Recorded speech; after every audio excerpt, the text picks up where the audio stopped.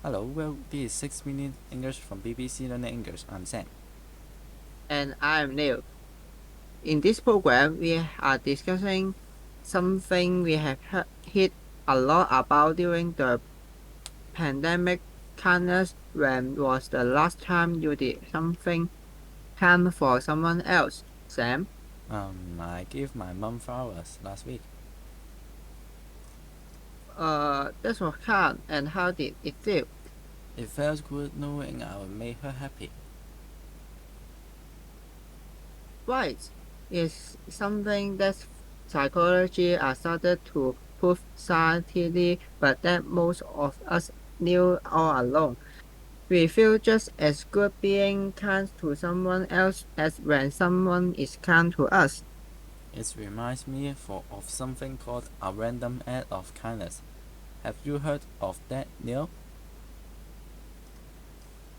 Yes, things like helping a church cause the world's small everyday thing people do to help another or for no other reason than to make them happy. Yes, and one of the main benefits of being kind is that we feel the kindness in ourselves. It's called the gift that keeps on giving, and it reminds me of my quiz question. In 2021, a global survey conducted for the BBC's kindness test asked people to name their top 5 random acts of kindness. So, which kind act came top? Was it A, giving someone a smile, B, giving someone a hug, or C, giving someone your time to just listen?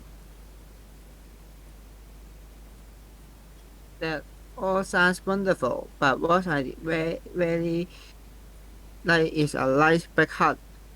Okay, Neil, we'll find out later if that's the right answer. Now, that's good feeling Sam's got from giving her mom flowers is something psychology have become very interested in during the past decades. Over a thousand academic papers were written, including the term kindness. The author of one such paper is Dr. Campbell John, senior psychologist at the University of Sussex and researcher for the BBC's kindness test. Here is Dr. Campbell Jones discussing his finding with BBC World Survey Program. Have chat. What we know from the science is, and what can seem counterintuitive, because giving can cause something of ourselves, is that we can experience a sense of reward when we are kind to others. So, like when we eat a yummy food or have a pleasant surprise, the parts of our brain that help us remember this nice experience and motivate us to do them again and again. They become active when we are kind, and we call this feeling a warm growth. Usually giving something away, money for example, means we no longer possess it. But kindness is different.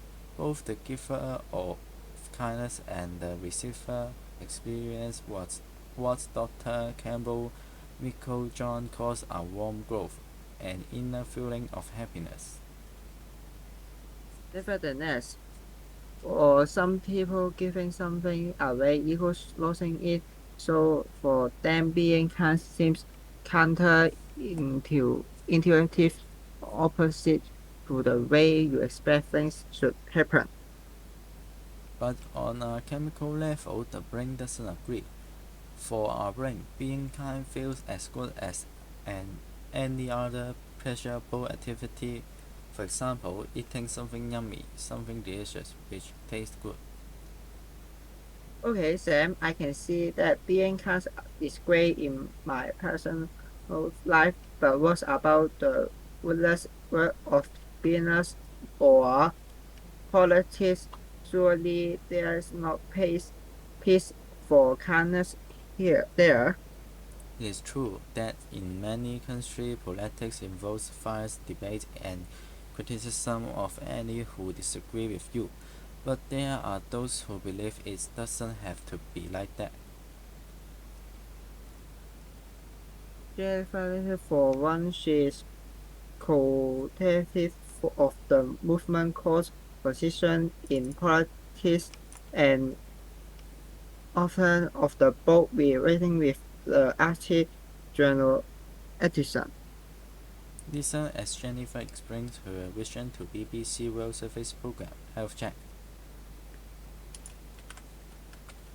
Computer leadership led to inclusive cooperative outcomes, which lead to fair society, lower crime rates, higher level of health and well-being. And yes, we have this idea that competition somehow does not belong, that it can be dismissed in the same way as women have been dismissed as something perfect and a nice idea, but not really particularly. But in fact, the society behind competition instead is actually has courage to ace with competition.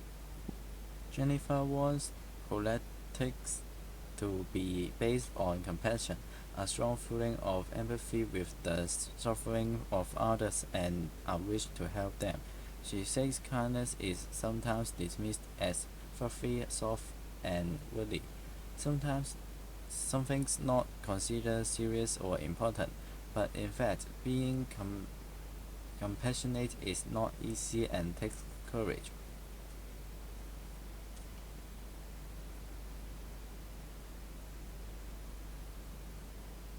Jennifer is a strong voice of a kind, more compassionate society, but I bet even she could use a random act of kindness now and again, maybe a hug. That's right, Neil. A hug was one of the top 5 random acts of kindness I asked about in my quiz question, along with smiling and listening. But which came out on top?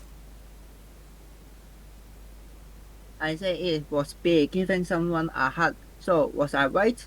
Giving a hug was the wrong answer. I'm afraid the number one random act of kindness was A, giving a smile. But don't worry, Neil, I have a big hug waiting for you here. Thanks, Sam. That's so kind. Okay, let's recap the vocabulary from this discussion about random acts of kindness. Some small things people do to be kind to others. Something counterintuitive doesn't happen in the way you expect it to. Yummy means delicious or tasting very good. Aromgo described the person's inner feeling of happiness as doing something kind. Compassion is feeling of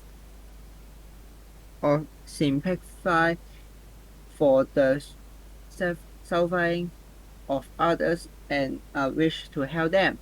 And finally, something fluffy is soft and woody, not considered serious or important. Our 6 minutes are up, but if you have enjoyed this program, why not go out and perform your own random acts of kindness? Goodbye for now. Bye.